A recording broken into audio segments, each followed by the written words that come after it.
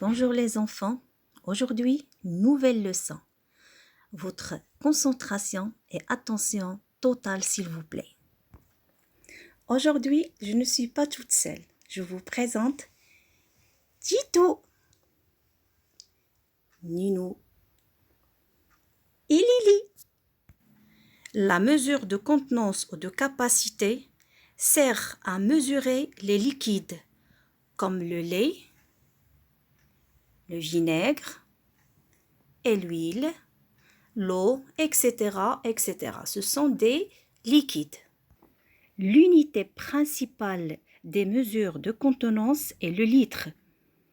Le litre possède des sous-multiples, le décilitre, le centilitre et le millilitre, et des multiples, le décalitre et le hectolitre. Tito, on ne joue pas ici, tu fais attention. Pour effectuer des opérations et des comparaisons avec des mesures de contenance ou de capacité, il faut d'abord les convertir dans la même unité. J'explique.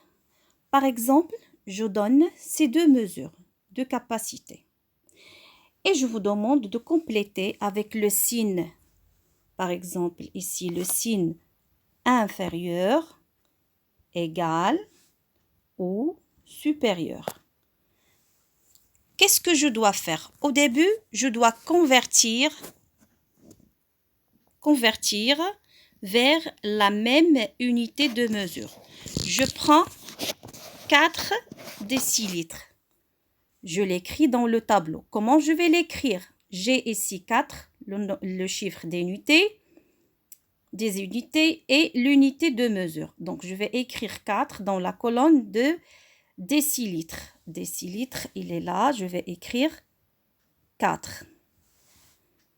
Je vais convertir dans le centilitre pour avoir la même unité de mesure. Comme ça, je peux comparer. Alors, 4 décilitres donne combien de centilitres? Donne 40 centilitres. Maintenant, je compare les deux nombres, 30 et 40. Alors, 30, il est inférieur à 40.